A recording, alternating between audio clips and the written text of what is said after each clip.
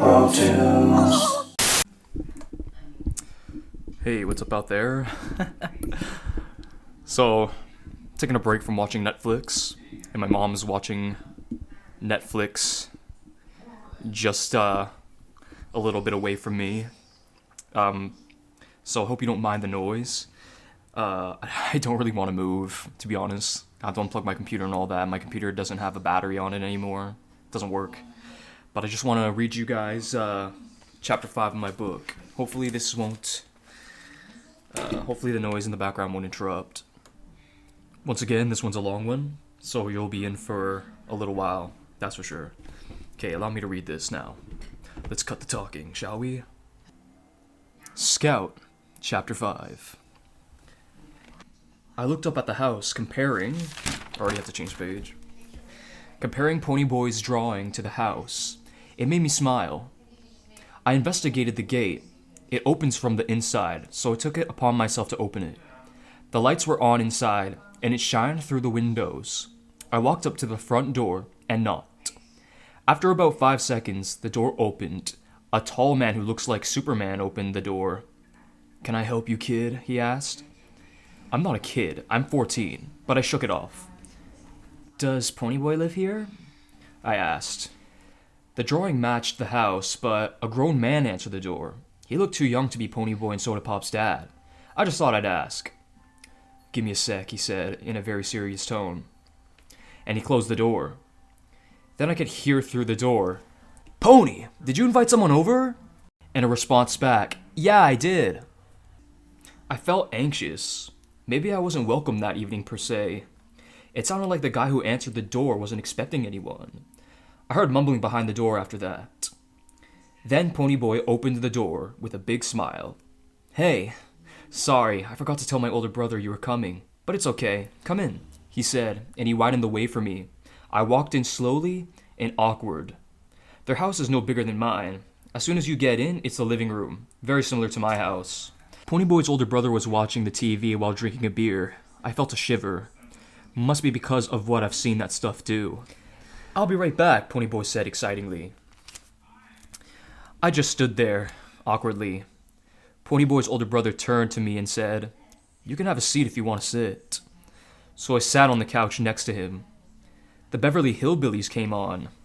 It's a TV show about a fish-out-of-water hillbilly family who moved to LA after getting rich off of oil that was found off their old land. It's a pretty funny show, and although that the TV was a color TV, this show was in black and white. All the commercials, however, were in color. "Oh, I love this show," I said. "It's a good one," Ponyboy's brother replied. He took a sip of beer. After a pause of silence, I tried to make small talk. "So," I asked, "got a favorite character?" "The granny," he responded. "Me too," I responded. There was a scene where they were so stuck in their hillbilly ways, they just couldn't figure out something so basic. I laughed. Ponyboy's brother didn't. He shook his head and said, "That's probably how the socials see us." That word again, I thought. I wasn't expecting Ponyboy's older brother to actually talk to me unless I talked to him, but then he decided to say something. "You know the TV that you're looking at? Ponyboy actually won us that TV. He entered an English essay in a contest, and the first place prize was a color TV. Ponyboy actually wanted the black and white TV that we had in his room. But, sorry kid, we could use the money, so we sold it." Ponyboy came out with a stack of books. He had a big smile on his face. "Check it out," he said. He put it on the living room table. It was tall enough to get in the way of the TV. Derry said, "Ponyboy, I can't see." "Oh, sorry, Derry," Ponyboy said. He took it off the table and put it on the floor, and he sat on the floor. He spread the books out. There was a bunch of books I've never read, but one stood out familiar to me. And one of the books looked like a James Bond book. Then Ponyboy said, "You can borrow any one of these if you want, except maybe this one." He pointed to one of the books. It was the one book that had a very familiar title to me. It was The Three Musketeers. A classic, but I hadn't read it. "I just started this one. About time too," he said. "I would have picked that one," I said laughingly. "Well, I just started. Maybe we can read it together," he said. "Sure," I said back. Pony looked up at the TV and said, "What a doll." Ellie Mae was on screen, one of the main characters from the Beverly Hillbillies. I mean, I guess she's kinda pretty. Ain't she kinda old for you, I said. Nah, Granny's too old, he said. I thought to myself, would he really take a chance on a woman who was like 26 years old? Pony can't be any older than 15 or 16, I thought.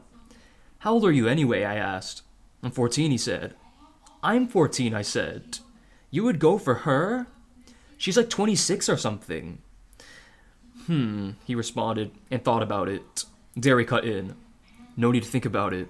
I forbid it, Derry said. I chuckled. Well, there you go, Pony added. Then Derry continued. I'm not even 26. That was around the age I thought he could have been. I guess not. Then I said, in that case, maybe Jethro and I... Pony cut in. You and Jethro? Jethro is another main character around the same age, or probably even older. You like Jethro? Pony asked. What's not to like? I said. He's a big and strong man, and has a mug a mama would love to pinch. I didn't really mean it. I just felt like rubbing it in. I mean, the actor's okay, I guess.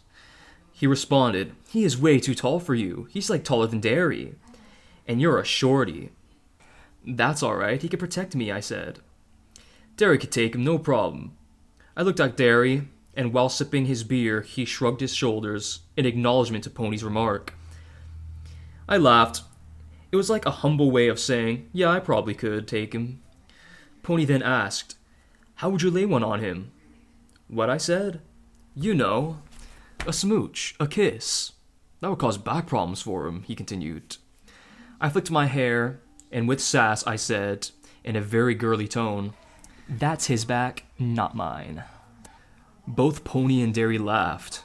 I was proud of myself. To make Derry laugh, he seemed like a stiff. I thought about kissing. I've never kissed a boy before.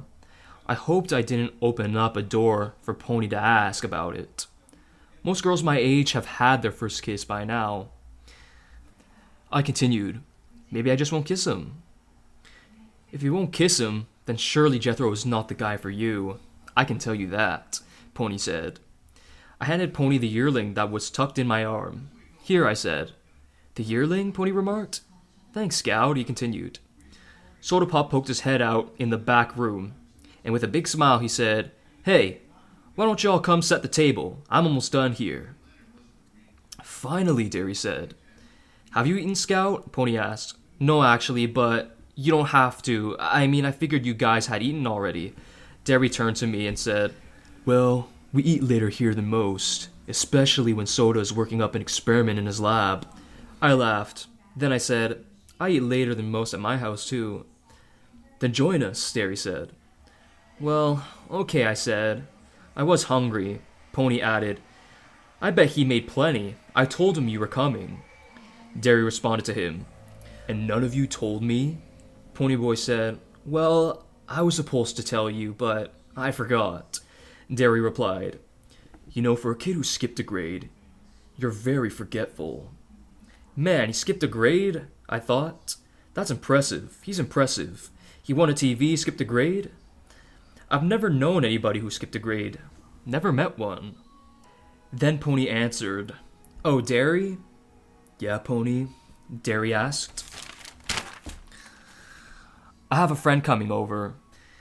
He looked at Pony with an unimpressed face, then looked at me with his eyebrows up. I gave him a playful wave. He turned back to Pony and said, Oh, good. You're a smartass, too. Let's set the table, okay? He said with a broken grin.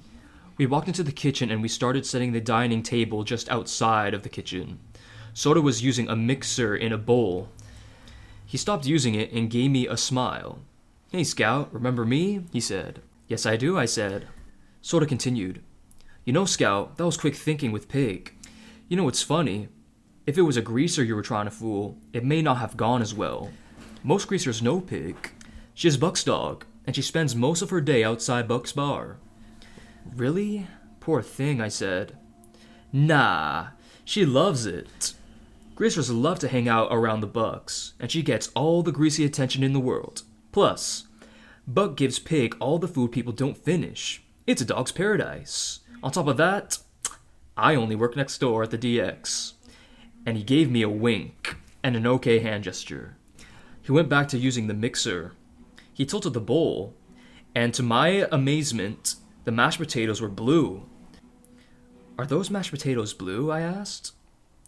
"Well, yes," he said. "I'm afraid the potato's girlfriend ran off with another fellow," he said. I chuckled.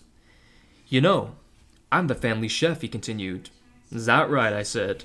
"Yup, when Derry gets home from work, we let him rest. He's up and down roofs all day. Pony will get something started, wander off, and it burns to a crisp. That's why Pony Boy is our dishes boy."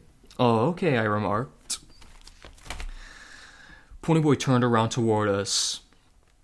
As he was putting down some napkins, he walked back into the kitchen and said, "Soda likes to surprise us with his wacky creations. Derry cut in the dining room, which is the next room, which is why we tend to eat later than most." Soda then said in a French accent, "You do not question the chef." He continued, "As an experienced chef, the one thing you should never do while mixing mashed potatoes is..." Derry from just outside the room yells, "Hey!" He knew what he was going to do. Soda said, "This." He held up the mixer and turned it on. Mashed potatoes started flying all over the place and getting on everybody. Derry couldn't stop him. It got on him too. Pony, Soda, and I started to laugh. "Come on, Soda," Derry yelled. Pony grabbed a handful of potatoes and shoved it in Soda's face. I laughed out loud. Derry wasn't pleased. "Hey, we were supposed to eat that," Derry said. Soda turned to me and said, "You dare laugh at the chef?" He took a handful of potatoes and shoved it in my face. And Pony and Soda laughed. I took a handful of blue potatoes and shoved it in Pony Boy's face. Derry, all upset, said, "Now somebody's gonna have to clean this up, and it's not gonna be me." The three of us were kind of silent. Derry took some steps towards the dining room and slipped on mashed potato debris, and he fell to the floor and landed on his backside. The three of us laughed. He looked back at us with an angry face, but then the angry face turned into an awkward smile, and he joined in on the laughter. Who is this family, I thought. Then I thought to myself, where's our mom and dad? Soda quickly cleaned up. I don't think he did the best job. They told me to clean myself up first in the washroom in the meantime, so I did. Pony went in next after me. Just outside the bathroom, they have a piano against the wall. There's family photos on it. Seeing as eating was slightly delayed, I decided to have a look. I could see the resemblance from parents to child, especially Derry. He looks like their father. In their photos, they're much younger. Ponyboy has less teeth than the Bucks logo in one of them. Derry snuck up behind me. It startled me. They passed away, Derry said. I didn't ask, but for some reason I just knew. My heart sank. How did a sweet boy like Ponyboy stay so sweet, losing his parents so young?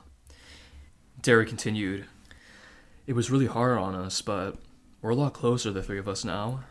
Ponyboy and his positive outlook on life really kept our heads above the water. He's a very special kid, Derry said. He was about to take a seat at the dining room table across from the piano. And you're a special man, I said quickly. I pieced it together that Derry is their legal guardian. He turned and looked at me, and I continued, the way you look after Ponyboy and Soda Pop the way you do. He smiled big and said, they're everything to me. And thanks, Scout. I think I've gotten on his good side. Soda cleaned himself off in the kitchen. Derry organized the table. Pony and Soda joined the table. Okay, dig in, Soda said. Derry said, you guys are okay eating potatoes your hands got into? Pony said, I am. Let's try these blue potatoes. Fair enough, Derry said. We all helped ourselves. I was eager to try Soda Pop's meal. It was mashed potatoes, peas, and burger meat. The meat looked like they went through cookie cutters. I think there was a sun and a star shape amongst them. Look, the blue potatoes clash with the peas, Soda Pop said, laughing. I then said, you didn't have to serve me. Derry spoke up. Nonsense. And you didn't have to get mashed potatoes all over you. Pony laughed as he took some potatoes out of my hair. Derry continued. Besides, Would we have just eaten as you just sat around? And you said yourself you hadn't eaten. This was probably fate. Soda jumped in. Yeah, eat away or the chef won't be happy. Then Pony jumped in. Yeah, and if you're still hungry, we can afford to starve Soda. He eats way too much anyway. Derry smiled and said, ain't that the truth? Derry is handsome when he has a happy face, even handsomer than Jethro. I laughed at their remarks. Soda Pop shrugged his shoulders while having a smirk. I think the reason why I was awkward about them serving me is because I've never had dinner at a friend's house before. It was my first. I seem to have first of things later than most. They made me laugh a whole lot over dinner. They're kind and sweet. I wondered how Angela's family were like. I couldn't imagine they were like Pony's family. I wondered if Pony and his brothers were a reflection of their parents. Then I thought about my parents. In that moment, my heart sank. I just didn't want to go back home. I still feel that feeling as I'm writing to you, of just holding on to the laughter and the warmth of Pony and his brothers. Have you decided on a book? Pony asked, while interrupting my thought. Oh, to borrow? I asked. Yeah, he said. Well, I was going to take all your books and never return them. Mwahaha, I said. I felt like I could be more playful with them than I usually allow myself to be. The mood was right anyway. Scout, I thought we were friends, Ponyboy said, pretending to be offended. I thought to myself, am I really his friend? Could we be? We just met not too long ago. Can people become friends that quick? I suddenly worried I would eventually lose him. Not only have I moved away from potential friends, I've had so-called friends who pretty much ditched me. I think they just didn't get me. I was just too different. I felt oddly hesitant to answer him, even though this far all I wanted was to be his friend. I was taking too long to answer a simple question, just thinking to myself. So I just went for it. Yeah, Pony, we're friends. I knew all in all it was in a joking manner, but him asking me that hit me hard. Almost like a friend proposal. Would he have said that had he not thought of me that way? Even though it was like a joke? Soda stepped in and said, Daw, you guys are cute. Derry added, Alright, I'll clean the dishes tonight. You and Scout can chat about books for a while, then I'll drop her home. It's getting late already. He would drop me home, I thought? I don't think that has happened to me either this far. Soda Pop's food was alright. Pretty good, I guess. Pony and I spent a while talking about books that we've read in the living room. A number of them were books I've never read. Pony made them sound so good. He made a good pitch for the books I could choose from to borrow. We've read some of the same books, like Treasure Island, Robin Hood, Gone with the Wind, amongst others. Pony remarked, and you've also read No Time for Sergeants. Oh yeah, never even finished that, I said. Well, you can still borrow one if you want to, he said. He seemed eager to see which one I'd go for. Oh wait, I got one other book to bring out, Pony said. He ran into his room. Okay, where is it, he said, in the other room. He ran back out. Here we go, he said. He dropped it on the living room table. It was To Kill a Mockingbird. Now you can learn about the origin of your new name, Ponyboy said. Thanks, Pony, I'm choosing this one, I said. Good pick. I'll be right back, Pony said. He ran into the bathroom, leaving the door open. Soda walked over to the bathroom. I could hear him say, Fixing your hair 'cause you got a girl over? Pony laughed and said, Oh, come on, you know me. I'm always fixing my hair. I thought it was kind of funny that he went away to fix his hair. It didn't really look out of place to me. I wondered if he really did fix his hair 'cause I was over. Pony came back. Say, where do you go to school? Pony asked. Walker Ridge High School, I said. No kidding, he said back. I go there, he added. I didn't see you, I said. Well, we are the same age, but... I advanced a grade, he said. Oh, right, I said back. I'll save you a seat at lunch if you want to sit with me, he said. Okay, I will, thanks, Ponyboy, I responded. He thought to himself for a little bit, and then he turned to me and said, Hey, We're going to the game Saturday night. Want to go? Derry and Soda walked in while Ponyboy asked. I looked at Derry. You should probably ask Derry first, I said. Ponyboy looked over at Derry and said, How about it, Derry? Derry thought about it. Soda whispered in his ear. I think he said something like he'll pay for my ticket. So much for whispering. Okay, Scout. You're welcome to come with us if you want to come. Sure, I said. I didn't know what kind of game it was. They didn't say. I just liked the idea of going out with Ponyboy and his brothers. Like I said before, home isn't exactly my favorite place. Okay, you two. I gotta get up bright and early, so let's get ahead on. Plus, it ain't the weekend just yet, Derry said. Derry drove me home in his truck. Pony came along with us. So here's where you live. Not too far, Pony remarked. By car we got to my house quick. I hoped my ride with them would be longer. I enjoy their company a whole lot. I thanked Pony and Derry for the visit and for the ride. I walked into my house with To Kill a Mockingbird. I left earlier with The Yearling. I felt loose and cozy. My mom was still up. My dad was asleep on the couch. My mom said, when she saw me, Hey, how was it?